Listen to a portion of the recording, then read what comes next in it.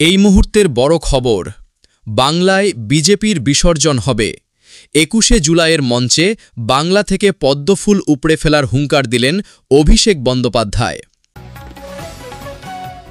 এটাই হবে তৃণমূলের শেষ শহীদ দিবস। ২১শে জুলাই নিয়ে বিস্ফোরক মন্তব্য দিলীপ ঘোষের। ধর্মতলায় কয়েক হাজার রোহিঙ্গা চোরেদের সমাবেশ। উত্তরবঙ্গ থেকে ২১শে জুলাইয়ের ভিড়কে তীব্র কটাক্ষ শুভেন্দুর।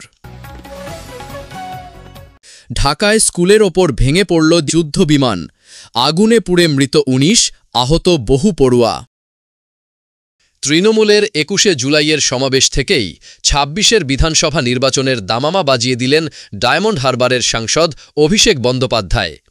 এদিনের মঞ্চ থেকে অভিষেক বিজেপিকে বাংলা থেকে উপড়ে ফেলার ডাক দেন। তার লক্ষ্য বিজেপিকে বাংলায় শূন্য করে দেওয়া। কেন্দ্রীয় বঞ্চনা থেকে শুরু করে এনআরসি সবেতেই অভিষেকের বার্তাই ছিল কড়া আক্রমণ। ধর্মতলার ২১এর মঞ্চ থেকে অভিষেক বলেন, পেগাসাসে আড়ি পেতেও বাংলায় জিততে পারেনি বিজেপি। যত বাংলায় কথা বলবো তত ওদের জ্বালা। প্রসঙ্গত, দিন কয়েক আগেই বঙ্গ সফরে এসে নরেন্দ্র মোদী তার বক্তব্য শুরু করেছিলেন কালী নাম দিয়ে। ২১এর মঞ্চ থেকে সেই প্রসঙ্গ টেনে অভিষেক বলেন, এখন বলছে জয় কালী, ২৬এর পরে জয় বাংলা বলাবো। বিজেপিকে এখন জয় দুর্গা বলতে হচ্ছে, এটাই আমাদের জয়। বিজেপিকে এখন জয় শ্রীরাম বর্জন করতে হয়েছে, এটাই আমাদের জয়। অভিষেক আরও বলেন, ভোটার তালিকায় কারচুপি করেও বিজেপি জিততে পারেনি। তার অভিযোগ, বাংলায় কথা বললেই অসমের মুখ্যমন্ত্রী বাংলাদেশি বলে দাগিয়ে দিচ্ছেন। তিনি হুঙ্কার দিয়ে বলেন, জনতার গর্জন, বাংলায় বিজেপির বিসর্জন। গর্ব করে বলছি, এবার থেকে নিয়ম করে সংসদে বাংলায় বলবো, দেখব কার গায়ে কত জ্বালা। আমরা আত্মসমর্পণ করব না, গলা কাটলেও জয় বাংলা বলবো। তার কথায় একদিকে ইডি দিয়ে বিরোধীদের জেলে ঢোকানো হচ্ছে, অন্যদিকে ভুয়ো ভোটারদের তালিকায় নাম তুলে জিততে না পেরে বিজেপি ভাতে মারার চেষ্টা করছে। ২১শে জুলাইয়ের শহীদ সমাবেশকে কেন্দ্র করে যখন ধর্মতলা তৃণমূল কর্মী সমর্থকদের ভিড়ে গমগম করছে, তখনই বিস্ফোরক মন্তব্য করে রাজনৈতিক মহলে শোরগোল ফেলে দিলেন বিজেপির প্রাক্তন রাজ্য সভাপতি দিলীপ ঘোষ। মুখ্যমন্ত্রীর সঙ্গে সাক্ষাতের পর তার তৃণমূলে যোগদান নিয়ে যে জল্পনা চলছিল, গত সপ্তাহে দলের সভাপতির সঙ্গে বৈঠকের পর তাতে জল ঢেলে ২১শে জুলাইয়ের সকালে দিলীপবাবু সরাসরি তৃণমূলকে আক্রমণ করে বসলেন।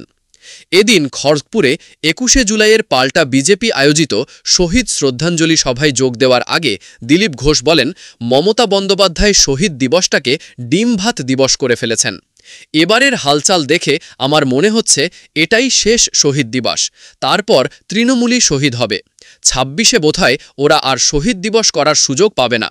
তৃণমূলের ওই মঞ্চ থেকে আর হবে না, অন্য কেউ ২১শে জুলাই করবে। নিজের মন্তব্যের সপক্ষে যুক্তি দিয়ে দিলীপবাবু আরও বলেন, পুলিশের গুলিতে কিছু রাজনৈতিক কর্মী শহীদ হয়েছেন, তাদের শ্রদ্ধা যে কেউ জানাতে পারে। তারা কংগ্রেসি ছিলেন, তৃণমূল তাদের লুট করে নিয়েছে। এই পার্টিটাই লুঠের পার্টি, কংগ্রেসের কাছ থেকে শহীদ লুট করে নিয়েছে। আজকে যারা নেতা হয়ে খাচ্ছে, লুটছে, ওই শহীদ দিবসের সঙ্গে তাদের কি সম্পর্ক? কেবল একটা রাজনৈতিক চমক।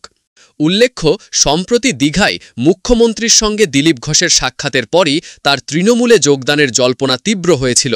তবে সেই জল্পনার জল ঢেলে তিনি খড়গপুরে বিজেপির পাল্টা কর্মসূচিতে নেতৃত্ব দিলেন। দিলীপ ঘোষের এই মন্তব্য ২১শে জুলাইয়ের রাজনৈতিক আবহাওয়াকে আরও উত্তপ্ত করে তুলল। ২১শে জুলাইয়ে প্রতিবার ধর্মতলায় প্রচুর ভিড় হয়, এবারেও তার ব্যতিক্রম হয়নি।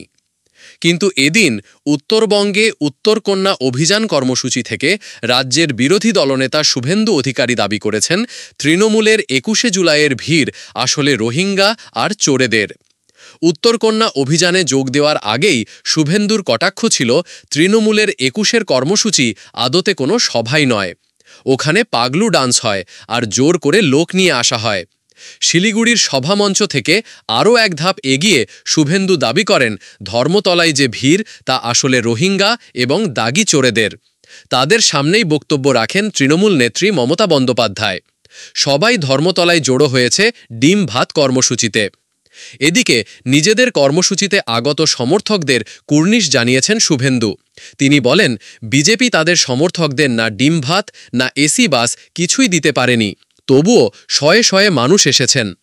এভাবেই আগামী দিনে তৃণমূলের বিরুদ্ধে লড়তে হবে বলে তিনি বার্তা দেন। শিলিগুড়ির বিজেপি বিধায়ক শঙ্কর ঘোষ বলেন, তৃণমূলের চোর নেতা মন্ত্রী আর মুখ্যমন্ত্রীর কারণে উত্তরকন্যা অপবিত্র হয়েছে। আমরা এই অভিযান করে উত্তরকন্যাকে পবিত্র করব। 2026 সালের পর এখানেই বসবে বিজেপির মন্ত্রিসভা। এবার আমেদাবাদের ছায়া বাংলাদেশে। ঢাকায় একটি স্কুলের ওপর ভেঙে পড়ল বাংলাদেশ বায়ুসেনার একটি বিমান। ভেঙে পড়ার পরেই সেটিতে আগুন ধরে যায়। এই ভয়াবহ দুর্ঘটনায় অন্তত ১৯ জনের মৃত্যু হয়েছে। দগ্ধ হয়ে হাসপাতালে ভর্তি হয়েছেন ৭০ জন, যাদের মধ্যে বেশিরভাগই শিক্ষার্থী। মৃতের সংখ্যা আরও বাড়তে পারে বলে আশঙ্কা করা হচ্ছে।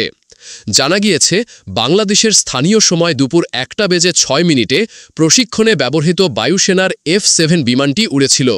তারপরেই সেটি ভেঙে পড়ে ঢাকার উত্তরায় মাইলস্টোন স্কুল অ্যান্ড কলেজের ওপর। কলেজের একজন শিক্ষক জানান, ছুটির সময় বিমানটি ভেঙে একটি ভবনে ঢুকে পড়ে এবং সঙ্গে সঙ্গে আগুন ধরে যায়। আতঙ্কে ছোটাছুটি করতে থাকেন শিক্ষার্থী, অভিভাবক এবং কর্মচারীরা। ঘটনায় শোক প্রকাশ করেছেন বাংলাদেশের অন্তর্বর্তী সরকারের প্রধান উপদেষ্টা মোহাম্মদ ইউনুস। ঘটনাস্থলে দমকলের 8টি ইঞ্জিন ও সেনাবাহিনীর সদস্যরা উদ্ধার কার্য চালাচ্ছেন।